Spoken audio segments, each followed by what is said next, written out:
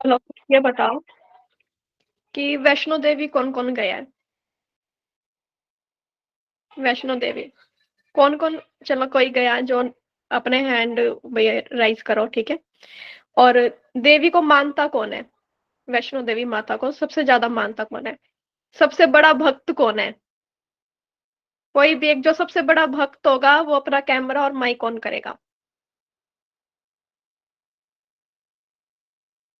Camera और mic on, जो सबसे बड़ा भक्त होगा देख लेना। फिर ये आपने अभी बोला है कि मैं सबसे बड़ा भक्त हूँ या भक्त नहीं हूँ। नहीं फीमेल भक्त को क्या बोलते हैं? ठीक है, चलो फिर कोई भी एक माइक ऑन कर सकता है, अपनी माइक और वीडियो, जो अपने आप पे बोलता है कि हाँ मैं सबसे बड़ा भक्त हूँ। अरे कोई भी नहीं है क्या? इतना क्यों घबरा रहे हो? कोई बहुत कुछ बड़ा नहीं होगा, टेंशन ना लो। घबराने की क्या बात है? मनीषा जी, एमडीवाई जी, अर्चना जी। नमस्ते भक्त। अरे जैसे बोला जाता है वैसे तो उतना नहीं हो, लेकिन जैसे मन से जो लगता है उतना करती हूँ भगवान को। जो जो करती हूँ सब भगवान को स्मरण करके करती हूँ। अर्चना जी आपकी आवाज नहीं आ रही मेरे को। आपने अभी क्या बोला? मेरे को आवाज नहीं आई आपकी। कुछ भी जो करती हूँ और भगवान को याद करके, यानी उसको स्मरण करके करती हूँ। यही बात, इतना ही करती हूँ, ज्यादा कुछ इतना मैं देव पूजा या कुछ इतना कुछ कर नहीं पाती। लेकिन इतना काम तो मेरा वैसे करती हूँ, उस टाइप से करती हूँ। अच्छा फिर एक बात बताओ कि आप देवी के भक्त हो, ठीक है। आपने एक मन्नत मांगी, ठीक है। आपने मन्नत क्या मांगी? कि नवरात्रों के पहले दिन, ठीक है, नवरात्रे के पहले दिन मैं वैष्णो देवी जाऊंगी, माता रानी के वहां माथा टेकूंगी, ठीक है। और आप वैष्णो देवी जाने के लिए आपने दिल्ली से लेके जम्मू की क्या की? ट्रेन की, ठीक है। दिल्ली से जम्मू की आपने, ध्यान से सुनना, दिल्ली से जम्मू की आपने ट्रेन की और आप घर से दिल्ली स्टेशन के लिए जा रहे हो। जाते जाते ट्रैफिक ज्यादा था, आपकी ट्रेन छूट जाती है, ठीक है। और आपकी मन्नत है, आपको पहले मतलब पहले दिन आपको माथा टेकना है, तो आप क्या करोगे? फिर आप क्या करोगे? बस से जाएंगे, दूसरे कोई अल्टरनेटिव हाँ, ढूंढेंगे, टैक्सी वैक्सी कुछ। ठीक है ठीक है, अरुणा जी आप बने रहना अभी, है ना। ठीक है, आपने सोच लिया कि चलो मैं को टैक्सी कर लूंगी, मैं टैक्सी से जाऊंगी। लेकिन कोइंसिडेंस ऐसा होता है कि टैक्सी वालों की भी हड़ताल है, ठीक है। ट्रेन आप पहुंच नहीं पाए, टैक्सी वालों की हड़ताल है, फिर आप क्या करोगे? प्राइवेट फिर कोई बस से बस या कुछ। कोई और अल्टरनेटिव, किसी से लिफ्ट विफ्ट, लिफ्ट मतलब का जो भी जमाना नहीं रहा अरुणा जी, देखो लिफ्ट तो कोई देगा नहीं अब, लिफ्ट नहीं नहीं, देता कोई। बसेस भी ठीक है, चलती है ना मैम, हाँ रोडवेज ठीक है, की या चलो जो भी आपकी चलेगी। आपकी ये बात मान लेते हैं कि आपको बस मिल गई, ठीक है। आप बस में बैठ गए, थोड़ी दूर जाते ही 100-150 किलोमीटर जाते ही बस के दोनों टायर पंचर हो जाते हैं, फिर आप क्या करोगे? लेकिन आपको मन्नत पूरी करनी है अपनी, फिर मैम क्या पैदल करोगे? ही चले जाएंगे। फिर 400 किलोमीटर का रास्ता आप पैदल वैष्णो देवी के पहले दिन कैसे पार कर पाओगे? मतलब पहले ही दिन आपको पहुंचना है ना, नवरात्र के फर्स्ट डे आपको पहुंचना है, और पैदल 400 किलोमीटर एक दिन में तो नहीं होगा, फिर क्या करोगे? दिमाग लगाओ फटाफट। मैम अगर देख कॉन्सेप्ट ये है कि पहुंचना मुश्किल है, तो मोबाइल खोलेंगे और ऑनलाइन होकर और माथा टेक लेंगे। ओके, ये रोशनी जी ने बोला है, जी। ठीक है। कोई और कोई क्या करेगा इस सिचुएशन में? ये सोच लो आपके साथ ये सिचुएशन है। नहीं, ये अगर ये बस हो, अपनी गवर्नमेंट की जो बस हो, तो सब्स्टिट्यूट देते हैं ना। कोई बस अगर फेल हो जाती है और नहीं जा रही तो सब्स्टिट्यूट बस भेजते हैं ना। अगर वैसा बस आ जाएगी थोड़ी हाँ, देर अगर पे। मान लो वो भी चांस ना रहे, अगर वो भी चांस ना रहे भाई, बस भी बहुत लेट हो जाए और आपको जल्दी जाना है, एक ही दिन आपके पास, तो आप क्या करोगे? मतलब ये है कि कोई भी जो कन्वेंस का मीन्स है वो नहीं जा सकता वहां पे, तो क्या करेंगे? तो फिर हम वहीं पे बैठ के उनको वहीं याद कर लेंगे सच्चे मन से। नहीं, आप ऐसे भी कर सकते हो कि कोई भी रास्ते में कार जा रही है, उसके सामने जाके खड़े हो जाओ और उनके आगे हाथ पैर जोड़ो कि भाई मेरे को तो जाना ही जाना है, देख तेरे को मेरे को लेके ही जाना, मतलब कुछ भी रिक्वेस्ट करोगे, है ना। हाँ, तो वो अभी लिफ्ट मैंने बोला था ना मैम कि लिफ्ट लेंगे, एक तो मतलब हाँ, कैसे भी एक रिक्वेस्ट करके। हाँ हाँ बिल्कुल ठीक है। अब आप देखो यहाँ पे, अगर आपने मन्नत मांगी, आपका वहां पे विश्वास था, विश्वास है तभी तो आप इतने एफर्ट डाल रहे हो। भगवान ने आपके आगे या ऊपर जो भी एनर्जी है, एनर्जी ने आपको 2 चुनौतियां दी, लेकिन आपने उसके 3 सॉल्यूशन निकाले, 3 निकाले, फिर 3 प्रॉब्लम आई, आपने 4 सॉल्यूशन निकाले, ठीक है। 5 प्रॉब्लम आई, आपने 6 सॉल्यूशन निकाले, लेकिन आपने फाइनल डिसाइड किया कि मेरे को जाना ही है। अदरवाइज कोई और होता तो वो क्या बोलता कि भाई इतनी दिक्कत आ रही है, रहने दो, कभी किसी नेक्स्ट नवरात्रे चला जाऊंगा, मैं चली जाऊंगी, है ना। तो ऐसा ही होता है हमारे साथ एग्जाम में, लाइफ में। आप एक बार किसी चीज के लिए तैयारी करते हो, अड़चन आती है, तो हम मान लो आप एक क्वेश्चन कर रहे हो या आप एक यूनिट कर रहे हो यूजीसी नेट की कोई भी, आपको ये टॉपिक समझ नहीं आया, ठीक है, आप उसके दूसरे रास्ते देखो, दूसरा भी देखा, आपको फिर भी समझ नहीं आया, आप इरिटेट हो रहे हो कि मैं कहाँ से करूँ, यूट्यूब पे मेरे को समझ नहीं आ रहा, कोई मेरे को गाइड नहीं कर रहा, तो आप छोड़ देते हो उस टॉपिक को, छोड़िए इसको, छोड़ देते हो, कोई और चीज देखती हूँ, कोई और टॉपिक कर लेते हो। तो जब वो आपने वो छोड़ दिया ना, फिर उसको पकड़ना मुश्किल हो जाएगा। एक बार चीज वही होती है ना, आप घर बनवा रहे हो और उस टाइम पे जो चीजें बन जाती है बन जाती है। मान लो अगर वॉश बेसिन लगवानी रह गई तो वो कई सालों तक रह ही जाती, फिर दोबारा वो चीज करवानी बहुत, मतलब पता नहीं क्यों ऐसा होता है कि भाई टाइम लग जाता है उस चीज में, एट ए टाइम नहीं हो पाती वो चीज, है ना। तो आपकी लाइफ भी ऐसी ही है, लाइफ प्रॉब्लम्स या कोई भी टॉपिक यूजीसी नेट का कर रहे हो, पेपर 1 पेपर 2 नहीं समझ आए तो उसके अल्टरनेट निकालते रहो, और तब तक थको मत जब तक आपको वो अचीव ना हो जाए, जब तक आप उस चीज को अचीव ना कर लो, है ना। तो इसका मतलब यही है। अब देखो ये सब चीजें भी कब पॉसिबल हो पाती है, जब आप कम्युनिकेट करते हो। अगर आप बोलोगे ही नहीं किसी को, लिफ्ट वाले को नहीं बोलोगे, अपना दिमाग में सोचोगे ही नहीं, इतने थॉट्स नहीं लेके आओगे, कोई तो ये होता है कि भाई टायर, अगर सिर्फ केवल इतना कि ट्रेन कैंसिल होगी, वो अपना प्लान कैंसिल कर देता कि कोई नहीं ट्रेन कैंसिल होगी, नेक्स्ट टाइम चलेंगे, नेक्स्ट टाइम अपनी मन्नत को पूरा करेंगे।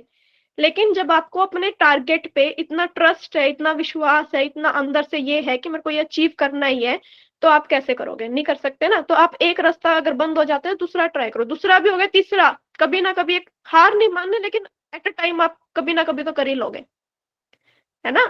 तो यही था। और इसके अंदर क्या निकल के आता है कि आपने नोटिस किया होगा, देखो हमारी क्लास में भी क्या होता था, क्लास में, यूनिवर्सिटी में, जहां भी आपने पढ़ाई की है, जो बच्चे ज्यादा बोलते थे ना, जो टीचर्स के साथ ज्यादा इन्वॉल्व होते थे या स्टूडेंट्स के साथ ज्यादा इन्वॉल्व होते थे, कहीं ना कहीं उनका कुछ बेटर ही होता है ना। उनके काम बन जाते हैं, उनको नोट्स मिल जाते हैं, उनको स्टडी मटेरियल मिल जाता है, वो एक पॉपुलैरिटी में आते हैं, या उनको हर चीज में प्रेफरेंस ज्यादा मिलती है ना। वो अच्छे से कम्युनिकेट करते हैं दूसरों के साथ, या उनको थोड़ा सा ना, उनका एक अलग ही ऑरा सा होता है क्लास में।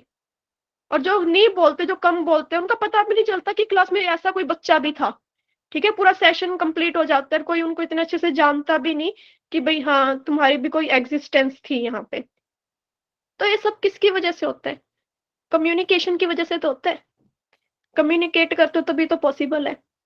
तो बोलना बहुत जरूरी है, बोलोगे, गलत बोल दो, सही बोल दो, बोलो पर, है ना, चुप नहीं रहना, बोलना है। अब आप लोग बोलोगे तभी चीजें सेट आएंगी। अब ये समझ लेना, आपकी लाइफ में जितनी भी समस्याएं है ना, किसी भी तरीके की कोई भी प्रॉब्लम, उसका फाइनल सॉल्यूशन क्या है, बोलना, है ना। आप अपने आप से बोलो, दूसरों को बोलो, जैसे भी, वो संदर्भ आपको देखना है, संदर्भ का ध्यान रखना है। कभी बोलो कि मैडम ने बोला था बोलना है, और ऐसा बोल दो कि वहां पे चीजें सुलझने की बजाय बस और ज्यादा बंध जाओ आप उस चीज में, है ना। तो संदर्भ आपको तय करना है कि आप किस संदर्भ में बोलोगे, लेकिन बोलना जरूरी है। तो हम टॉपिक शुरू करते हैं अपना। मैं स्क्रीन प्रेजेंट करती हूँ, और मेरे को ये बताना कि आपको स्क्रीन दिखाई दे रही है कि नहीं दिखाई दे रही, ठीक है। हाँ जी, मेरे को मैसेज करके बताओ, या बोलो, सारे जोर से बोलो, जय माता जोर दी। से बोलो, माइक, हर कोई बात नहीं, रिकॉर्डिंग है, कोई दिक्कत नहीं है, जोर से जय बोलो। माता दी। जय माता जय दी। माता दी। जय माता दी। जय माता दी। जय माता जी। ठीक है, चलो, कोई नहीं, एनर्जी जो माता रानी को नहीं मानता, एनर्जी को मानता है, कोई नहीं, ये सोच लो कि वो माता रानी, एनर्जी का नाम ही एक माता रानी है ना। एक पॉजिटिवनेस आ जाती है हमारे अंदर। फिर मैं अभी स्क्रीन शेयर करती हूँ और मेरे को बताना आप लोग आपको दिखाई दे रहा है कि नहीं।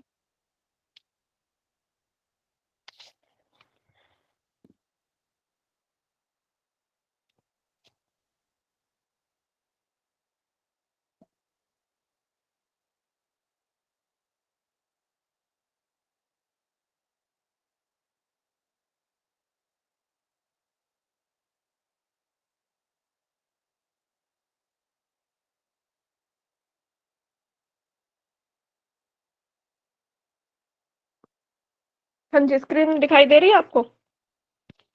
हाँ जी मैम दे रही है, इसको पोर्ट्रेट में कर लीजिए मेरे ख्याल से। हाँ जी, हाँ जी, बिल्कुल। अभी देखना।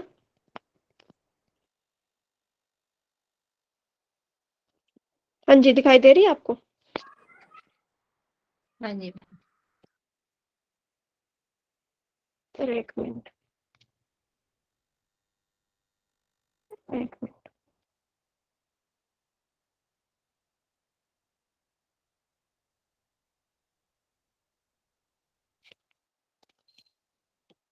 हाँ जी, चलो फिर शुरू करते हैं। देखो, हमने कल ना ये चैप्टर और नेक्स्ट चैप्टर शुरू करते हैं आज हम। हमने कल मैक्रो फंक्शन देखे थे कम्युनिकेशन के, मतलब कम्युनिकेशन की हमने कुछ ऐसी टर्म देखी थी जिनके ना एक स्पेसिफिक नाम गिवन है, मतलब एक टेक्निकल नाम गिवन है। इमोटिव फंक्शन का नाम गिवन है, डायरेक्टिव फंक्शन, फैटिक, पोएटिक, रेफरेंशियल। ये मैं आपको बता देती हूँ थोड़ा सा। हमने कहाँ पे डायरेक्टिव का मतलब हमने आदेश देखा था ना, और कहाँ पे था हम, रेफरेंशियल फंक्शन निर्देशात्मक। हाँ, डायरेक्टिव मतलब आदेश, डायरेक्शन देना। ठीक है, इसमें तो हम डायरेक्टली एक चीज आदेश देते हैं, किसी तरीके की डायरेक्शन डायरेक्ट प्रोवाइड करवा दी स्ट्रिक्टली, है ना। लेकिन निर्देश में इंस्ट्रक्शन आ जाता है कि आप किसी को निर्देश दे रहे हो कि आपको ये करना है, ये करना है, उसके ऊपर थोपते नहीं हो वो चीज एक तरीके से। ठीक है, वो आपने बता दिया, उसको करना है ना करना वो उसकी दिक्कत है। और हेरिस्टिक फंक्शन में क्या था, इसके अंदर यही था कि कुछ भी अगर आप कोई चीज खोज रहे हो ना, ठीक है, कुछ भी चीज आप लर्न कर रहे हो या कोई भी नॉलेज को आप सर्च कर रहे हो कुछ भी देखने के लिए, तो वो जो भी कम्युनिकेशन होगा वो हेरिस्टिक में आएगा। ठीक है, किसी भी नॉलेज को गेन करने के लिए, कुछ भी सीखने के लिए या याद करने के लिए, लर्न करने के लिए, जो भी आप काम कर रहे हो वो सब किसके अंदर आएंगे, जो भी फंक्शन, जो भी कम्युनिकेशन आपका चल रहा है वो किसके अंदर आएगा, हेरिस्टिक फंक्शन के अंदर आएगा। उसके बाद 3-4 टर्म और आती है आपकी टर्म्स के अंदर। एक है आपका डिनोटेशन, एक कोनोटेशन। देखो, डिनोटेशन का मतलब क्या है, यहाँ पे अंडरलाइन कर लेना, मीनिंग ऑफ डिक्शनरी डेफिनेशन। देखो जो जैसे आपकी जो शब्दकोश होती है उसके अंदर जो एक वर्ड की डेफिनेशन मिलेगी ना, वो होता है डिनोटेशन। ठीक है, जैसे देखो, अगर आप शब्दकोश के अंदर आप स्नेक देखते हो, ठीक है, भाई सांप का अर्थ क्या है, तो वहां पे क्या लिखा मिलेगा आपको, यू विल डिस्कवर। इसका मतलब क्या मिलेगा आपको, meaning is any numerous crary legless sometime venous reptile having a long tracking cylindrical body found in the most tropical and the temperate region।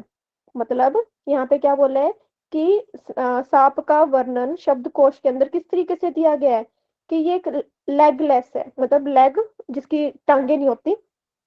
ठीक है, रेपिटाइल की एक जनरेशन है ये, लॉन्ग लंबा है, सिलेंड्रिकल इसकी बॉडी है, ऐसे ऐसे इसकी बॉडी है, जिसके अंदर क्या है, ट्रैपिंग, मतलब ऐसे ऐसे करके ये आगे आगे चलता है, कुछ कुछ ऐसे नहीं होता है, लाइक सांप कैसे चलता है कि पहले यहाँ से अगर कॉन्ट्रैक्ट होगा, सिकुड़ेगा फिर आगे बढ़ेगा, यहाँ से सिकुड़ेगा फिर आगे, ऐसे ऐसे नहीं चलता है रेंगता हुआ एक तरीके से ऐसे ऐसे करके।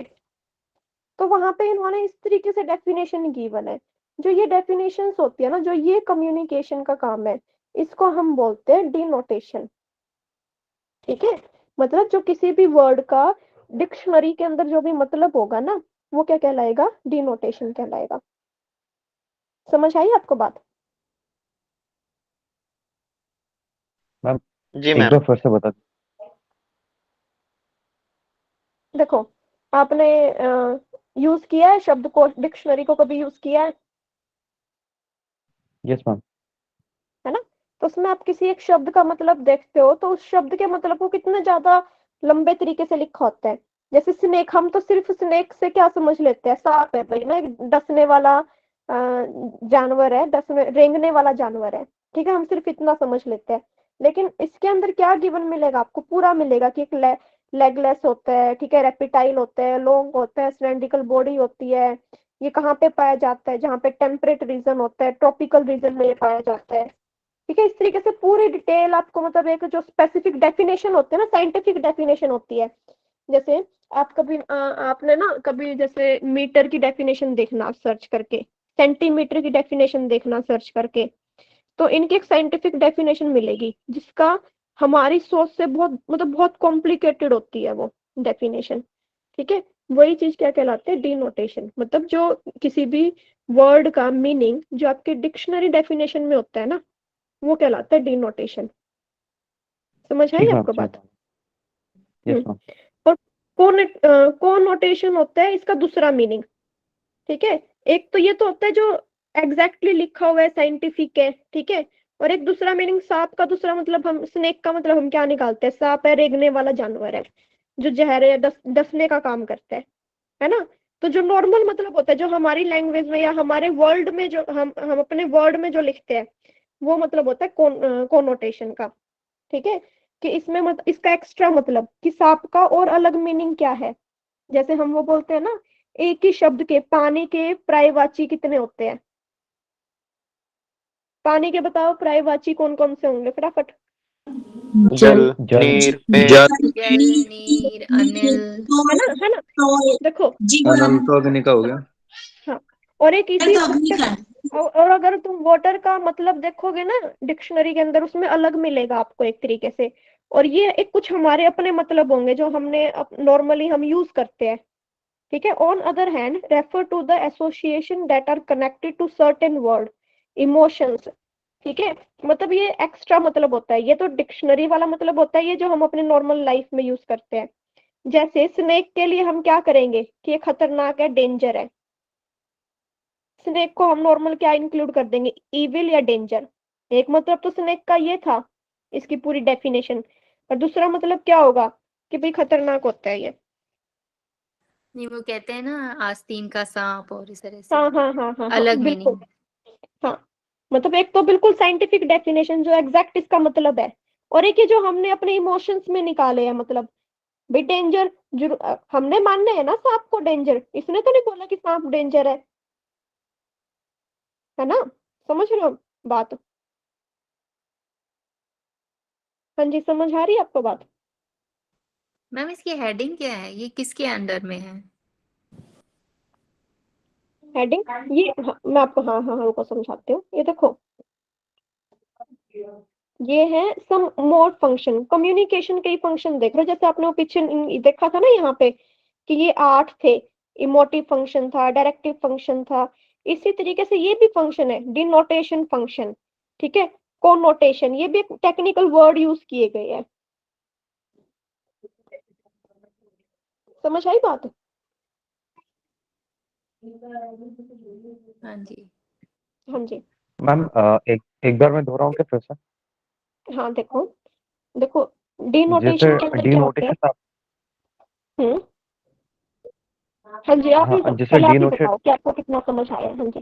जी जी जी, जैसे डिनोटेशन के अंदर आपने बताया कि डिक्शनरी टाइप से उसमें प्रॉपर वर्णन करा रहेगा कि हम्म। जैसे सांप के बारे में रेंगने वाला रहेगा, बिना पैरों वाला रहेगा हम्म और डसने वाला रहेगा, हम्म फन उठाएगा, ऐसा ऐसा करते हैं, ठीक है। हम्म हम्म और कॉर्नेटेशंस के अंदर आपने बताया कि जैसे अरुणा मैम ने एग्जांपल दिया था कि उससे थोड़ा सा अलग, जैसे आस्तीन का हम्म। सांप मतलब उसका एक दूसरा ही टाइप।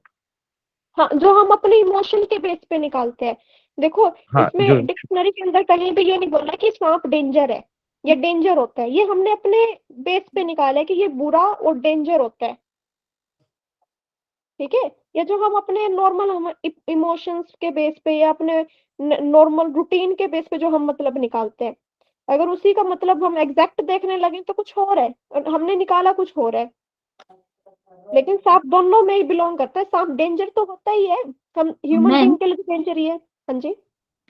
जैसे कि अरुणा मैम ने कहा था कि आस्तीन का सांप, तो वो एक मुहावरा हो गया ना, और हाँ आप मतलब बता रहे हो कि एक अलग मीनिंग, जैसे जो हमने अपने अनुभव से या अलग अलग जगह के लोगों ने जैसे सांप को बोला अरे ये बहुत खतरनाक है या ये हाँ काट हाँ लेगा, हाँ वैसा हाँ ना आप बता रहे हो? हाँ हाँ बिल्कुल बिल्कुल। अरुणा जी ने सिर्फ समझाने के लिए बताया कि भाई हम इसको जैसे बोल देते हैं, किसी एग्जाम्पल के तौर पे बोल देते हैं कि आस्तीन का सांप, मतलब सांप को हमने बुरा मानना है, डेंजर। ठीक है, वो तो वो उन्होंने अपने पॉइंट में बताया, लेकिन एग्जैक्टली मतलब यही होता है कि आप इसको मतलब मुहावरे नहीं ले सकते, लेकिन इसका आपने अपने शब्दों में, जैसे शेर है, शेर की ना कुछ और डेफिनेशन मिलेगी आपको डिक्शनरी के अंदर टाइगर की, लेकिन टाइगर को हम बहुत मतलब उसको भी हम बहुत डेंजर मानते हैं, है ना, उसकी हम नॉर्मली कुछ और बोलते हैं और टेक्निकल वर्ड का मतलब कुछ और होगा। समझ आई आपको बात? जी मैम। Yes ma'am. देखो, उसके बाद ये दो और रहते हैं सिर्फ। और स्माइल क्या होता है, ध्यान देना, ये एग्जांपल से समझ आएगा।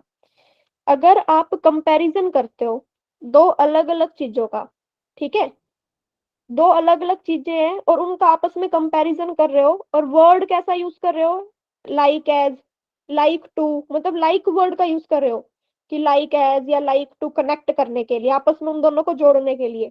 एग्जाम्पल देखो, अगर आप ये बोलते हो कि my boyfriend is a watermelon, watermelon in the summer, भाई मेरा बॉयफ्रेंड समर में क्या होता है, वाटरमेलन जैसा, आपने ऐसा कुछ बोल दिया और इसमें आपने एक बॉयफ्रेंड अलग है और वाटरमेलन अलग है, दोनों चीजें अलग अलग है, तरबूज और एक, मतलब फ्रेंड में फर्क है ना, लेकिन आपने इन दोनों को कंपेयर किया और वर्ड क्या लगा दिया पीछे, कैसे इन दोनों को जोड़ा, लाइक, लाइक से।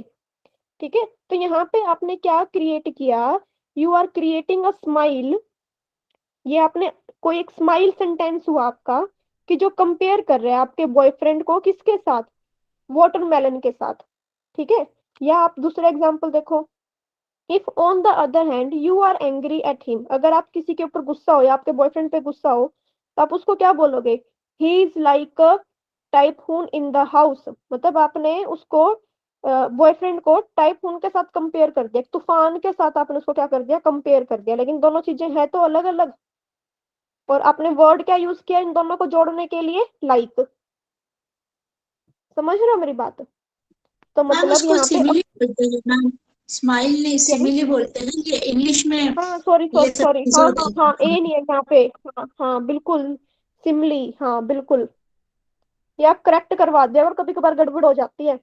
हाँ हाँ, स्माइल ये कॉमन सा होता है ना यार, स्माइल स्माइल निकल गया, हाँ सिमली ए नहीं है यहाँ पे।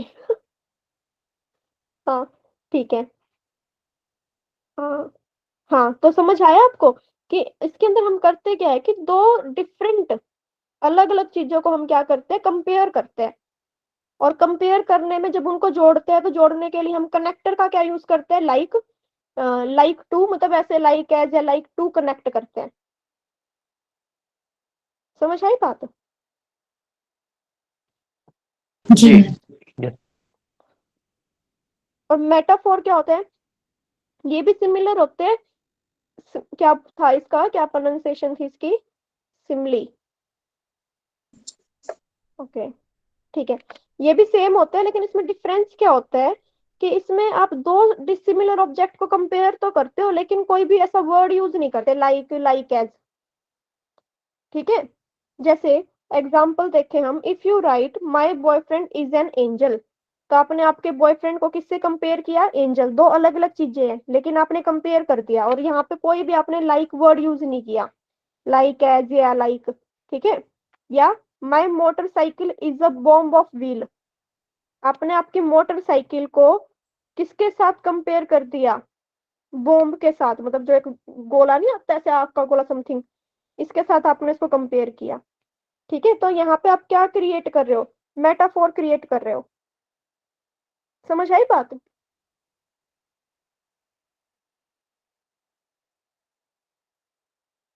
हाँ जी, यस मैम। हाँ जी मैम। एक बार मैम। हाँ जी, क्या बोल रहे हो आप? मैम एक बार रिपीट कर दो। हाँ रिपीट कर देती हूँ। और सिमिली में क्या होता है कि आप दो डिफरेंट चीजों को कंपेयर करते हो लेकिन लाइक वर्ड का यूज करते हो बीच में, ठीक है। जो आपने अब ये सेंटेंस बनाया है तो आपका ये सेंटेंस क्या कहलाएगा, सिमिली कम्युनिकेशन के अंदर आएगा। ये क्या फंक्शन होगा इसमें, अगर कोई पूछ ले आपसे कि यहाँ पे बताओ कम्युनिकेशन का कौन सा फंक्शन फॉलो हो रहा है, तो आप डायरेक्ट बोल दो कि सिमिली का यूज हो रहा है यहाँ पे, ठीक है। और अगर आप दो डिफरेंट चीजों को कंपेयर करते हो लेकिन कंपेयर करने के दौरान आप उनको जोड़ने के लिए लाइक ऐसा कोई वर्ड यूज नहीं करते, ठीक है, तो आप वहां पे क्या क्रिएट कर रहे हो, मेटाफोर क्रिएट कर रहे हो। दो अलग अलग चीजों को कंपेयर करने के लिए अगर लाइक का यूज करते हो, लाइक एज लाइक वर्ड का, तो वहां पे सिमिली आ जाएगा। अगर दो अलग अलग चीजों को कंपेयर करने के लिए आप किसी भी बीच में कनेक्टर का यूज नहीं कर रहे, लाइक कनेक्टर का यूज नहीं कर रहे, तो वहां पे क्या आ जाएगा, मेटाफोर आ जाएगा। समझ आई बात? मैम एक बोली, मैम ये इंग्लिश में जो ग्रामर में फिगर ऑफ स्पीच होता है ना, वो है ये चीजें, ये जो हाँ मेटाफर बिल्कुल हो एंड सकता सिमिली है। ये दोनों। नहीं, हाँ मेरा हाँ पीजी हुआ है इंग्लिश में, इसलिए बता रही हूँ ये चीज। ओके ठीक है, मेरी थोड़ी सी इंग्लिश वीक है।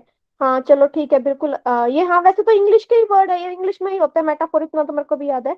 हाँ सिमिली का थोड़ा सा मेरे को याद नहीं था, लेकिन हाँ आप कम्युनिकेशन में इस तरीके से यूज करते हैं इन सबको। समझ आई बात?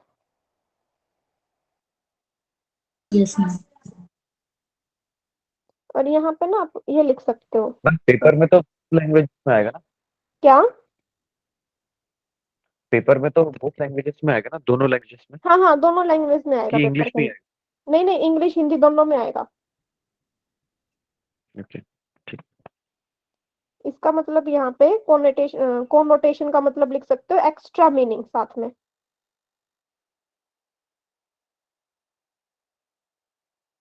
Extra meaning. हिंदी, हाँ हिंदी में जो बोल रहे नहीं मैम, तो रूपकात्मक जो हम कहते हैं मेटाफर, वैसा आएगा वो ग्रामर में।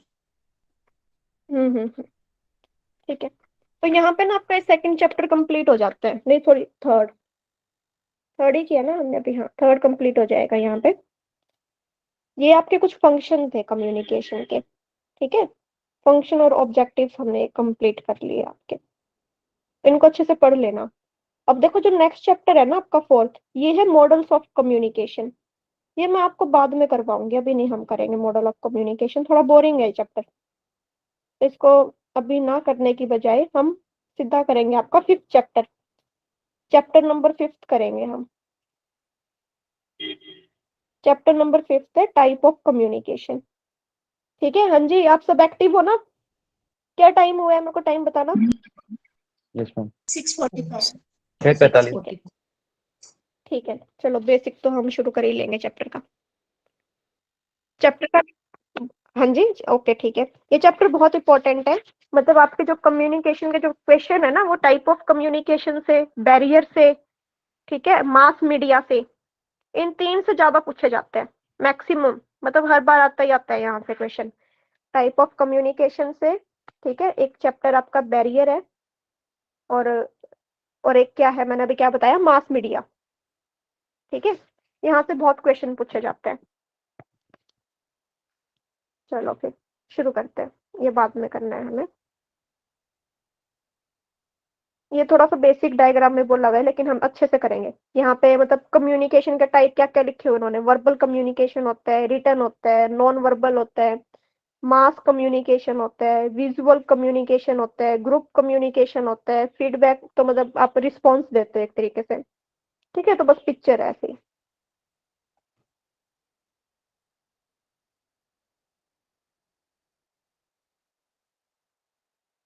देखो टाइप ऑफ कम्युनिकेशन, रिलेशनशिप के बेस पे, ठीक है।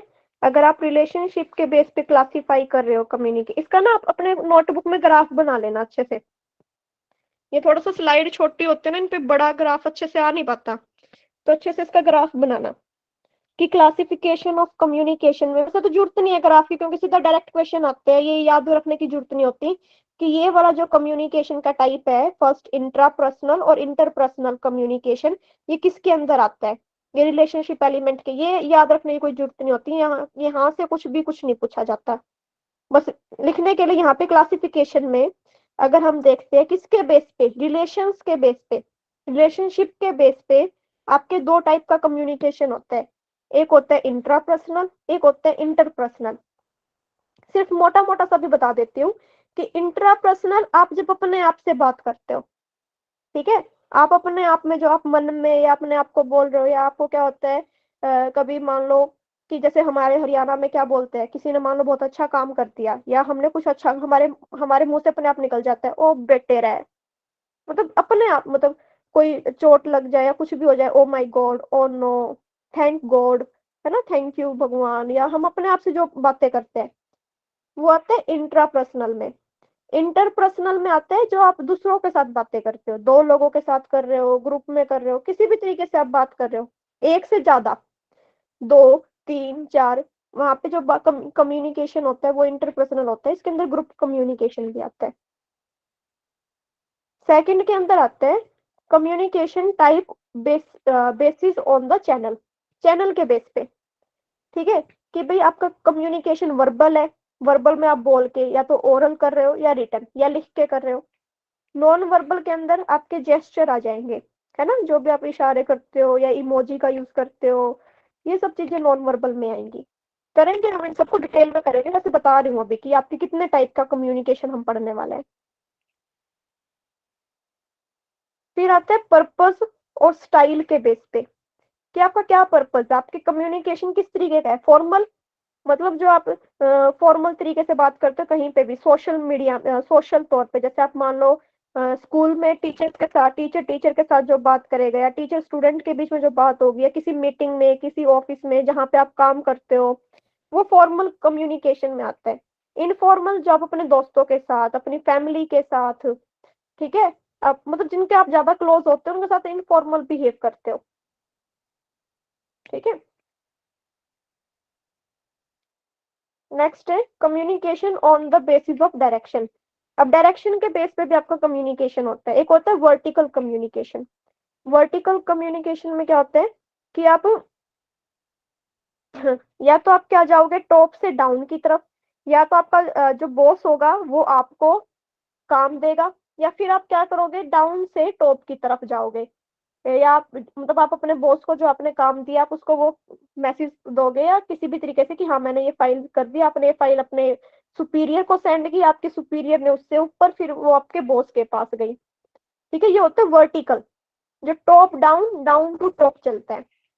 हॉरिजेंटल होता है जो आप अपने साथ वालों के साथ करते हो, ठीक है, मान लो कलीग हो आप, मतलब दो आप दोनों एक साथ काम करते हो, है ना, एक ही पोजीशन पे हो, ये भी एम्प्लॉय है, ये भी एम्प्लॉय है, दोनों एक साथ एक ही लेवल पे हो, तो वहां पे जो जैसे एक टीचर के बीच में होगा, लेकिन एक टीचर और जो एक चेयर पर्सन के बीच में होगा वो टॉप एंड डाउन होगा, वो वर्टिकल कम्युनिकेशन होगा। लेकिन जो टीचर के साथ कम्युनिकेशन करेगा, स्टूडेंट के साथ जो कम्युनिकेशन करेगा, अपने लेवल वालों के साथ जो करेगा वो हॉरिजॉन्टल कम्युनिकेशन होगा, ठीक है।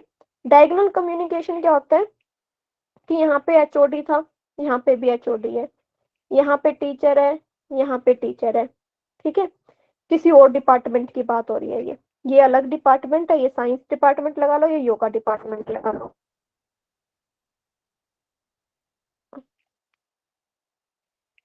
ठीक है, ये योगा डिपार्टमेंट लगा लो।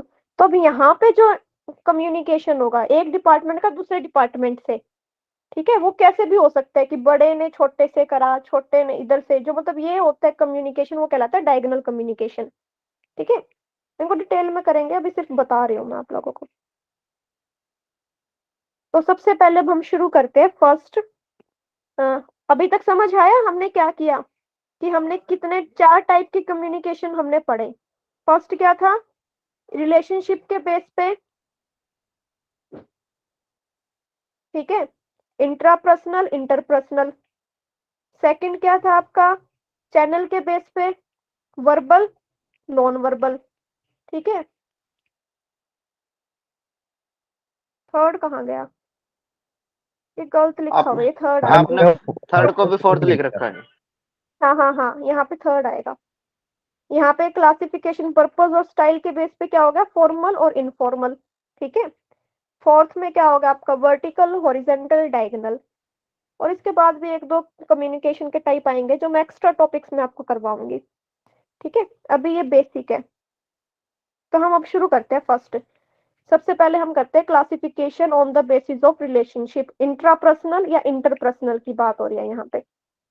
तो इंट्रापर्सनल देखते हैं। देखो, जो कम्युनिकेशन आप अपने साथ करते हो, ठीक है, अपने आप से जो बात करते हो, अपने आप की सुनते हो या अपने आप को रिलेट करते हो, वो कम्युनिकेशन क्या होता है? इंट्रापर्सनल होता है। ठीक है, जिसमें आप मेडिटेशन कर रहे हो या अपने आप को देख रहे हो, अपने आप से compete कर रहे हो या गॉड से प्रे कर रहे हो, वो भी क्या है? इंट्रापर्सनल है। अब ये मत बोल देना गॉड वहां पे दूसरा पर्सन हो गया तो ये इंटरपर्सनल हो गया। नहीं नहीं, वो आप अपने आप से कर रहे हो, क्योंकि इंटरपर्सनल में होता है कि वो एग्जैक्टली आपके सामने मतलब लाइव होना चाहिए ना, ह्यूमन बीइंग, मतलब कोई तो हो साथ में। गॉड तो हम एक एनर्जी को बोलते हैं ना। समझ रहे हो मेरी बात में क्या समझाने की कोशिश कर रहे हो? हम आत्मा की आवाज, हाँ हाँ हाँ, मतलब बिल्कुल। एक होता है। हम्म, और यहाँ पे थर्ड क्या होगा? जैसे, हाँ जी, बोलो। सेल्फ टॉक जो चिंतन मनन, हाँ बिल्कुल बिल्कुल। एनालिसिस खुद ही हाँ हाँ करते हैं जो। हाँ, जो आप अपने आप से बातें करते हो, सिर्फ वो सारी चीजें आ जाएंगी इसके अंदर। ठीक है, जैसे यहाँ पे एग्जांपल में क्या दी है कि आपने क्या बोला? Oh my god, oh no, जब आप किसी प्रॉब्लम में होते हो या बोलते हो वाओ, एकदम से निकल जाता है हाय कितना अच्छा है, ये कितनी अच्छी है, तो आप अपने आप को बोल रहे हो थैंक यू गॉड। ठीक है, ये फ्यू कॉमन एग्जांपल किसके? आपके इंट्रापर्सनल कम्युनिकेशन के। मैम ये तो अब बात करते हैं। कॉन्टेक्स्ट है ना। हाँ देखो, कम्युनिकेशन के आप टाइप पढ़ो, कुछ भी करो, उसके अंदर कॉन्टेक्स्ट जरूर आता है। अब यहाँ पे आप ये भी बता सकते हो कि इसमें कौन सा कॉन्टेक्स्ट यूज हुआ है। चलो बताओ, देखती हूँ मैं आपको कितना याद है। ये इमोशनल वाला है, इमोशनल फंक्शन। हाँ, इमोटिव फंक्शन, बिल्कुल। जी जी, इमोटिव। बिल्कुल ठीक है। अब देखो, इंटरपर्सनल कम्युनिकेशन में क्या होता है कि डायडिक, डायडिक का मतलब यहाँ पे क्या है कि दो लोगों के बीच में, दो लोग, डायडिक मतलब होता है दो, दो या दो से ज्यादा भी। कोई जरूरी नहीं कि सिंपल सिर्फ दो के लिए ही हो, दो या दो से ज्यादा भी हो सकते हैं। इसमें फेस टू फेस रूटीन मतलब यूनिवर्सल फॉर्म में होता है, ये हर किसी के साथ चलता है। आप अकेले कभी रह ही नहीं सकते। आप सोशल, ह्यूमन एक सोशल एलिमेंट है या सोशल बीइंग है ना। तो यहाँ पे फेस टू फेस रूटीन में दो लोगों के साथ बातें करनी, मैसेज को सेंड और रिसीव करना, ठीक है, ये होता है इंटरपर्सनल के अंदर। It is effective because you can get immediate feedback. इसमें आपको तुरंत फीडबैक मिलती है, इसलिए इस कम्युनिकेशन को हम इफेक्टिव अच्छा कम्युनिकेशन भी कहते हैं। ठीक है, तो मतलब अगर यहाँ पे देखें हम, interpersonal communication is the process by which people exchange information, feeling, meaning through verbal, non-verbal message. Uh, it is a face-to-face communication. ये क्या है? face-to-face communication है।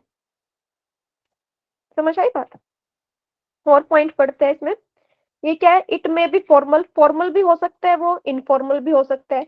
वर्बली भी आप किसी के साथ बात कर सकते हो, नॉन वर्बल, नॉन वर्बल मतलब इमोजी भेज रहे हो या इशारों में बात कर रहे हो किसी भी तरीके से, है ना। जब बस जिसमें आप बोल नहीं रहे, ठीक है, नॉन वर्बल, या जिसमें आप लिख के नहीं भेज रहे, सिर्फ इशारों से कर रहे हो बातें। ये कहीं पे भी हो सकता है। ये sound, it means of sound, word sound, facial expression, ये नॉन वर्बल की बात आ जाती है। जेस्चर, यहाँ पे पोस्चर, आपका बैठने का तरीका भी बताता है। साइकोलॉजी जब पढ़ते हो ना, तो साइकोलॉजी में यही सिखाया जाता है कि अगर एक पर्सन किस तरीके से बैठा है तो उसके दिमाग में क्या चल रहा है। अगर किसी के हाथ की मुट्ठियां बंद है तो क्या वो फील कर रहा है। अगर कोई अपनी लेग को क्रॉस करके बैठे है तो कैसा फील कर रहा है। उसके फेस के एक्सप्रेशन, ये सब चीजें साइकोलॉजी के अंदर बड़ी डीप से स्टडी की जाती है। समझ आ रही है आपको बात? ये नॉन वर्बल के अंदर आता है। हम तो वीडियो कॉल को क्या बोलेंगे मैम? इसमें मास मीडिया कम्युनिकेशन आ जाता है वीडियो कॉल में। लेकिन अगर वीडियो, हाँ नहीं, वीडियो कॉल में भी हम बोल सकते हैं, ये आप एक दूसरे के कनेक्ट में हो ना, तो ये भी इंटरपर्सनल में आएगा। लेकिन साथ में मीडिया का भी यूज करें तो मास मीडिया में भी काउंट होगा ये, और इंटरपर्सनल में भी काउंट होगा। फेस टू फेस बात करो ना आप, वीडियो कॉल में भी प्रेजेंट तो एक दूसरे के सामने।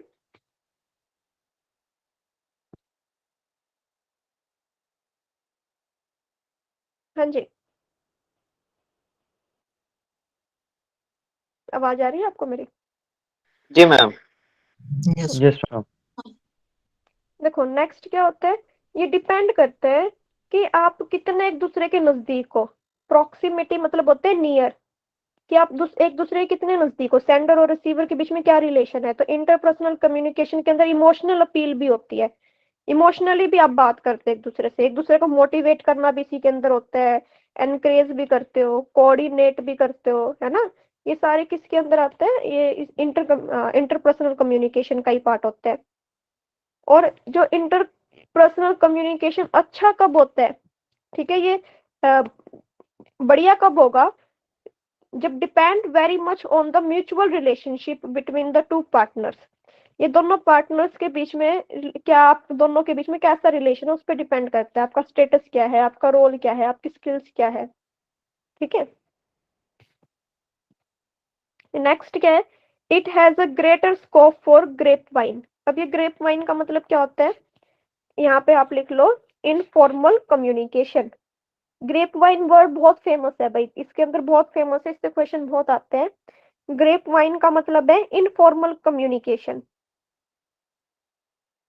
मतलब इस लाइन का मतलब क्या हुआ कि यहाँ पे ज्यादातर चांस क्या होता है इंटरपर्सनल कम्युनिकेशन में, कि आप इनफॉर्मल हो जाते हो।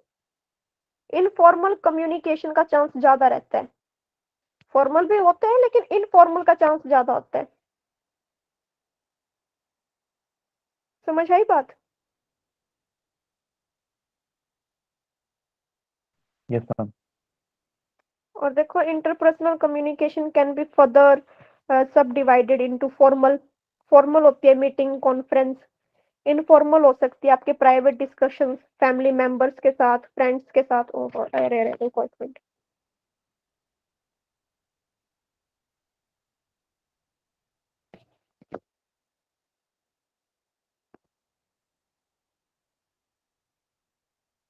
हाँ जी, ठीक है, ये प्राइवेट डिस्कशंस भी हो सकते हैं फैमिली मेंबर्स के साथ। समझ आई बात। मैम ये जो 8 पॉइंट बताए आपने, ये इंट्रा और इंटर के अंदर ही आ रहे हैं। हाँ, ये इंटर के अंदर है, 8th वाला पॉइंट। इंट्रा तो हमने यहाँ पे कंप्लीट कर दिया था, यहाँ पे हमारा इंट्रा कंप्लीट था। ये सब इंटर के पॉइंट है, इंटरपर्सनल कम्युनिकेशन के। हाँ जी, समझ आई बात। मैम 7 और 8 को एक बार रिपीट करोगे क्या, पॉइंट 7 जी, नंबर और 8 बिल्कुल बिल्कुल। हाँ, इन्होंने क्या बोला है 7th पॉइंट में, कि जो एफिशिएंसी होती है ना इंटरपर्सनल कम्युनिकेशन की, कि आपका इंटरपर्सनल कम्युनिकेशन कितना अच्छा होगा, वो किस चीज पे डिपेंड करता है, कि आपके बीच में जो म्यूचुअल अंडरस्टैंडिंग कैसी है, आप दोनों का साथ में रिलेशन कैसा है। अगर देखो दो बहुत खास दोस्त है, ठीक है, तो उनके बीच में जो कम्युनिकेशन होगा वो अच्छा होगा। और एक मतलब एक दोस्त है और उसका भी अभी मतलब कोई पुराना, मतलब जिसको बस जैसे हम बोलते हैं ना कि क्लास क्लास में हमारे सारे ही दोस्त होते हैं, लेकिन कुछ खास दोस्त भी होते हैं। तो क्या आप अपनी सारी बातें सारी क्लास को बता देते हो, नहीं ना, उनके साथ आपका कम्युनिकेशन अलग होता है। और आपके जो खास वाले दोस्त होंगे उनके साथ कम्युनिकेशन अलग होगा। तो आपका कम्युनिकेशन अच्छा किस चीज पे डिपेंड करता है, कि आपका आपके पार्टनर्स के बीच में या आप दोनों पार्टनर के बीच में अंडरस्टैंडिंग या दोनों के बीच में रिलेशन कैसा है, दोनों के स्टेटस क्या है, रोल क्या है, स्किल्स क्या है।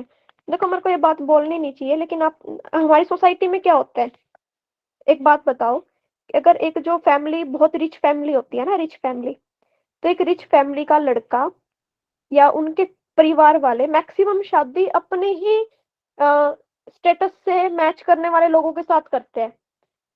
बहुत ही कम एग्जाम्पल आपको ऐसे देखने को मिलेंगे कि रिच फैमिली के लड़के की शादी बहुत ही गरीब घर की लड़की के साथ हुई है। बहुत ही गरीब, बहुत कम होता है ऐसा, बहुत ही कम, रेयर। रिच की फैमिली, एक डॉक्टर की मैक्सिमम डॉक्टर के साथ ही शादी होती है, कोई उनके खानदान से जो उनके स्टेटस से मिलता है। और यहाँ पे एक गरीब घर में एक लड़की की शादी, लगभग थोड़ा बहुत ऊपर नीचे का फर्क हो सकता है, कि जो एक लड़की है उसकी शादी थोड़े बहुत रिच लड़के से हुई है, लेकिन फिर भी स्टेटस रोल उनका सेम ही होता है, एक ही फैमिली एक ही खानदान जैसे होते हैं, ठीक है। तो वो जो उनके बीच में जो कम्युनिकेशन होता है वो अच्छा होता है। समझ रहे हो मेरी बात। तो आपका जो अच्छा कम्युनिकेशन किस चीज पे डिपेंड करता है, आप दोनों के बीच में म्यूचुअल रिलेशनशिप कैसा, आपका रोल कैसा है, आपकी स्किल्स कैसी है। समझ आई बात। जी मैम। और 8th पॉइंट क्या है, it has greater scope for grape wine. Grape wine का मतलब यहाँ पे है इनफॉर्मल कम्युनिकेशन, कि इंटरपर्सनल कम्युनिकेशन में ज्यादातर चांस होते हैं कि आपके बीच में कैसी बातें होंगी, आप कैसा कम्युनिकेशन करोगे। इनफॉर्मल, फॉर्मल बहुत ही कम, बहुत, इसने ऐसा ही बोला है कि ज्यादातर चांस होते हैं कि आप इनफॉर्मल हो जाते हो, कि दो आप कलीग और बॉस है, आप हर रोज एक दूसरे से मिल रहे हो, एक दूसरे को काम दे रहे हो, तो कुछ टाइम बाद ऐसा हो जाता है कि आपका वो फॉर्मल भी इनफॉर्मल में कन्वर्ट हो जाता है ना। हम ह्यूमन बीइंग ऐसे ही होते हैं, जिसके साथ ज्यादातर टाइम स्पेंड करते हैं वहां पे हमारे रिलेशन स्ट्रॉन्ग हो जाते हैं, ठीक है। और इसको हम फर्दर डिवाइड कर देते हैं फॉर्मल में और इनफॉर्मल मीटिंग्स में। फॉर्मल जैसे मीटिंग कॉन्फ्रेंस होती है आपकी, या प्राइवेट। इनफॉर्मल में आएगा आपकी फैमिली फ्रेंड के साथ जो भी आप डिस्कशन करते हो। समझ आई बात। जी मैम। हाँ जी, आगे चलते हैं।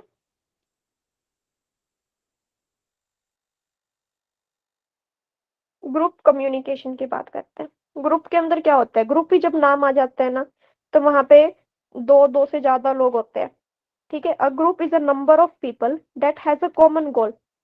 भाई जिन सबका गोल एक होता है, ठीक है, वो एक दूसरे से इंटरेक्ट करते हैं अपने गोल को पाने के लिए, या एक दूसरे रिकॉग्नाइज वन अनदर एग्जिस्टेंस। एक दूसरे को रिकॉग्नाइज का मतलब होता है पहचानते हैं एक दूसरे की, मतलब कि यहाँ पे अगर ये ग्रुप में इतने सारे लोग बैठे हैं तो इन सबका गोल भी एक ही है, किसी एक टॉपिक पे डिस्कशन के लिए बैठे हैं, एक दूसरे को जानते पहचानते हैं, ठीक है। और हर कोई ग्रुप को हर कोई अपने आप को एक ग्रुप का पार्ट समझता है, ठीक है। हमारे स्कूल के टाइम में क्या होता था कि डांस कंपटीशन में अगर आपको भाग लेना है, कोई भी एक्टिविटी होती है, ग्रुप बना देते हैं, ठीक है। तो उस ग्रुप में तभी तो बोलते हैं कि ग्रुप में जो आप काम करते हो ना, वो काम करना टफ होता है। अब देखो आप सोलो उससे एग्जांपल ले लो, कि अगर आप बैडमिंटन खेल रहे हो, या एक ऐसा गेम खेल रहे हो जिसमें सिर्फ एक अकेले प्लेयर का रिस्पॉन्सिबल है। बैडमिंटन में जैसे एक ही होता है ना खेलने वाला, उसकी हार जीत सिर्फ उसके हाथ में है। लेकिन एक ग्रुप में काम करते हो, तो ग्रुप में हारना या जीतना सिर्फ अकेले आपके ऊपर डिपेंड नहीं करता, आपके पार्टनर पे भी डिपेंड करेगा, ठीक है।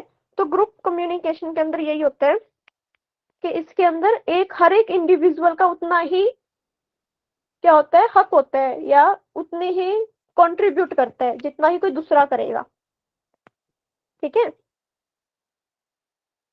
एक साथ काम करते हैं। समझ आई बात। हाँ जी, यस मैम। इसको तो अच्छा। डिटेल में करने की जरूरत नहीं है, सिर्फ इतना कि ग्रुप ये यहाँ से ना आपके बेस बनना शुरू हो जाएगा। रुको, ये भी नहीं आपको करना, ये पता नहीं एक्स्ट्रा क्यों डाला हुआ है।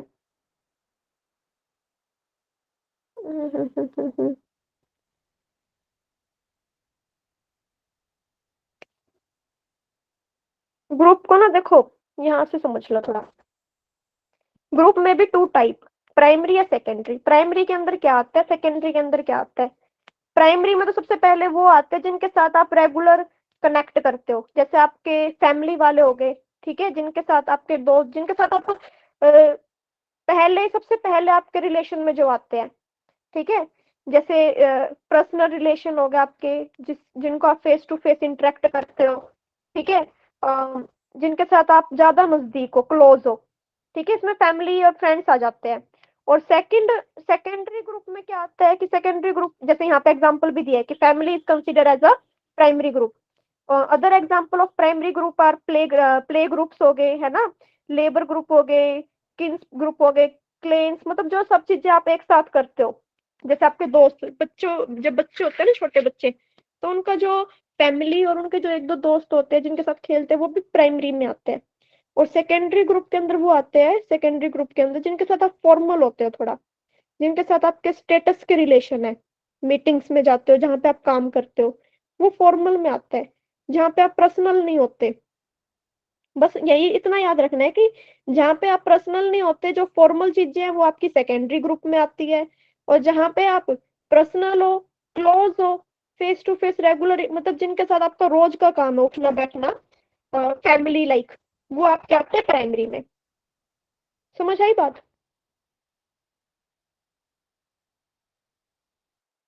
हाँ जी। जी मैम।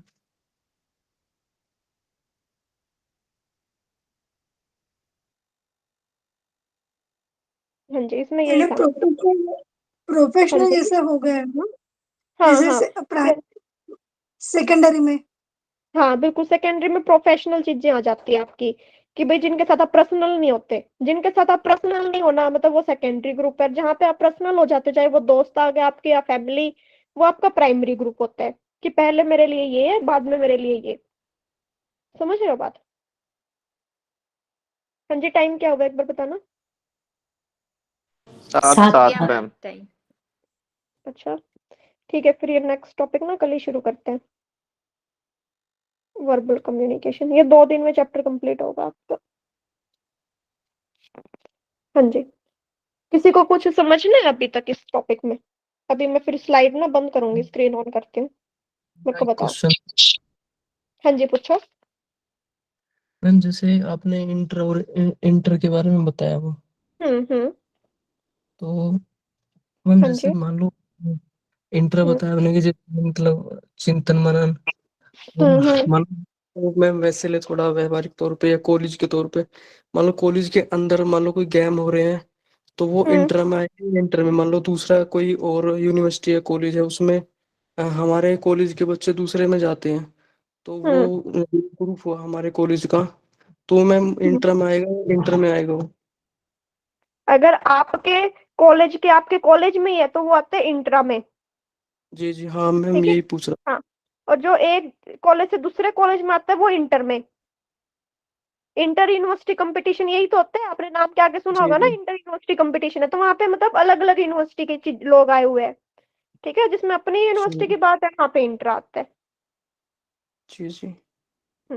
लेकिन यहाँ पे वर्ड में ध्यान देखना, यहाँ पे लिखा है intra personal communication. Intra personal मतलब कि सिर्फ आप अपने आप, केवल अकेले से, अपने आप से मतलब रख जी रहे हो, कि सिर्फ अपने से, वो ओवरऑल बात हो जाती है। कि अगर आप यूनिवर्सिटी के तौर पे बात कर रहे हो तो वहां पे इंट्रा कम्युनिकेशन हो जाएगा, यूनिवर्सिटी के बेस पे।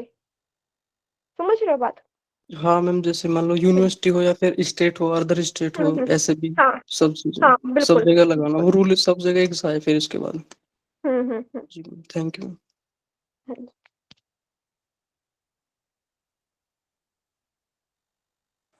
इनका जो वंश, जिस वंश में इनका जन्म हुआ, रिकॉर्डिंग बंद कर दूं मैं? जी, एक मिनट।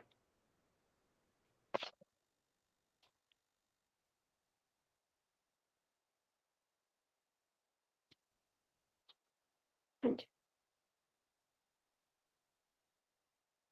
हाँ जी, समझ आया आप सभी को? हाँ जी। एमडीवाई की टीम से ना हाथ उठा रखा है, क्या कुछ पूछना है आपको?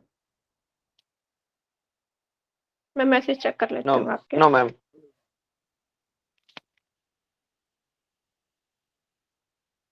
हाँ जी, समझ आ रहा है ना आपको? मेरे को बता दो, टाइप करके बता दो, बोल के बता जी दो, जैसे मैम। जी हाँ मैम। जी जी मैम, जी हाँ जी। जी। बहुत आसान है, कुछ भी मुश्किल नहीं है, ऐसे मुश्किल नहीं समझना आपको। ठीक है, घबराने की तो जरूरत है नहीं। हम्म, किसी और को कोई और बात बोलनी हो फिर हम क्लास खत्म करते हैं आज की। ये टाइम कैसा है मेरे को ये बताओ, 6 वाला टाइम कैसा है, 6 से 7 का? ठीक है मैम। नहीं, ठीक से घर में सब खाने करते हैं, किचन में चलता है सब। थोड़ा बिजी टाइम रहता है मैम ये। ओके, ठीक है। हाँ जी, कुछ और, किसी और को कुछ बात बोलनी हो?